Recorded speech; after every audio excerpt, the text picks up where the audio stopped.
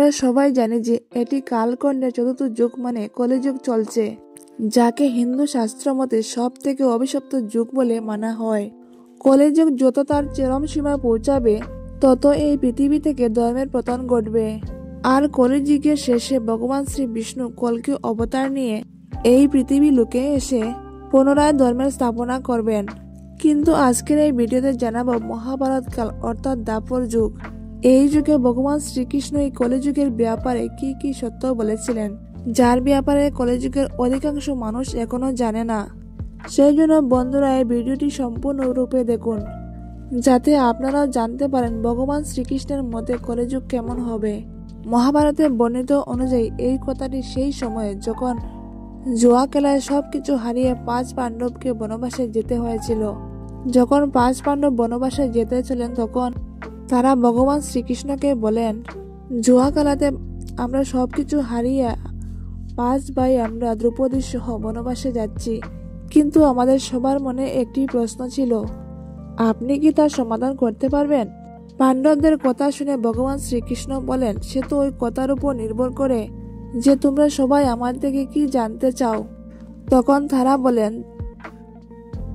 হে বাসুদেব, আপনিও জানেন যে দ্বাপর যুগের শেষ সময় এসে গেছে, তাহলে আপনি বলুন এর পরের যুগ অর্থাৎ কলি যুগের চাল চলন কেমন হবে, আর সেই যুগে মানুষেরা কেমন হবে। তখন ভগবান শ্রী বিষ্ণু বলেন, প্রথমে তোমরা বনে যাও, আর সেখানে গিয়ে তোমরা যা যা দেখবে এসে আমাকে বলো, তবে আমি তোমাদের এইসব প্রশ্নের উত্তর দিতে পারবো।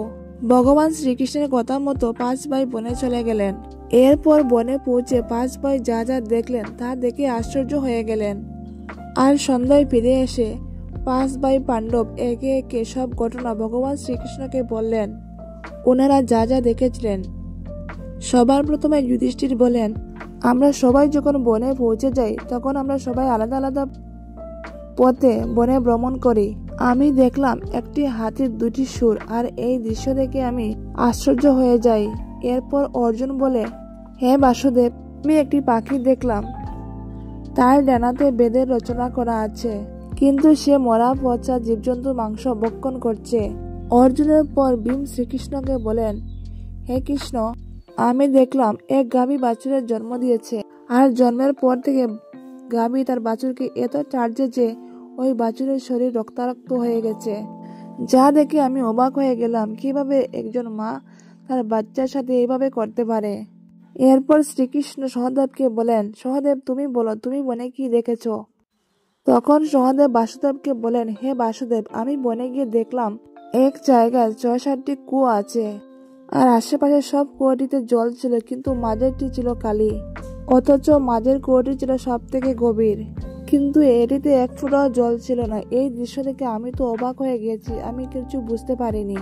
এরপর নকুল বললেন, হে বাসুদেব, আমি যখন বনে পৌঁছেছিলাম তখন আমি দেখেছিলাম একটি বড় পাথর পাহাড়ের পাদদেশ দিয়ে গড়িয়ে পড়তে থাকে, এবং এই পাথরকে বড় বড় কোনো বৃক্ষ আটকাতে পারল না, কিন্তু শেষে ছোট একটি গাছের সংস্পর্শে এসে পাথরটি স্থির হয়ে গেল। এরপর যুধিষ্ঠির বাসুদেবকে বলেন, হে বাসুদেব, আমরা 5 ভাই যা যা দেখেছি তা আপনাকে বলে দিলাম, এবার দয়া করে আপনি এর অর্থ বলে দেন। তখন ভগবান শ্রীকৃষ্ণ যুধিষ্ঠিরকে বলেন, হে যুধিষ্ঠির, যেমনটি তুমি বললে যে তুমি 2টি সুরওয়ালা হাতি বনে দেখেছ, যার অর্থ হলো কলিযুগে এমন মানুষদের রাজত্ব হবে যারা বলবে কিছু আর করবে অন্য কিছু। কলিযুগের শাসক তার প্রজাদের চারিদিক থেকে শোষণ করবে, তাদের মনে মনে থাকবে কিছু আর দেখানোর জন্য করবে অন্য কিছু। অর্থাৎ কলিযুগের শাসকদের কাছে সাধারণ মানুষের জন্য কোনো ধরনের গুরুত্ব থাকবে না, তারা শুধু রাজত্ব করার জন্যই শাসক হবে। এরপর ভগবান শ্রীকৃষ্ণ অর্জুনকে বলেন, হে ধনঞ্জয়, যেমনটি তুমি দেখেছ একটি পাখির ডানায় বেদের রচনা আছে, কিন্তু সে মরা পচা জীবজন্তুর মাংস খাচ্ছে, যার অর্থ হলো কলিযুগে এমন কিছু মানুষ হবেন যাদেরকে সবাই জ্ঞানী ও ধ্যানী মানবেন, কিন্তু তাদের আচরণ রাক্ষসদের মতো হবে। কলিযুগের মানুষেরা তাকে পণ্ডিত ও বিদ্যমান বলবেন, কিন্তু তিনি মনে করে থাকবেন কেউ মারা যাক এবং তার সব সম্পত্তি আমার নামে হোক। অর্থাৎ কলিযুগের মানুষ ধন আর সম্পত্তির লোভী হবেন, যতই তারা জ্ঞানীবান হন না কেন। এছাড়াও অর্জুন কলিযুগের সব জাতি ও প্রধান পদে বসে থাকা মানুষ সবসময় বিবেচনা করবেন কখন কেউ কোনো পদ থেকে সরে যাক আর আমি তার উপর বিরাজমান হই। কলিযুগে এমন মানুষের সংখ্যাই বেশি হবে, কিছু কিছু মানুষেরা হবে সিদ্ধ পুরুষ।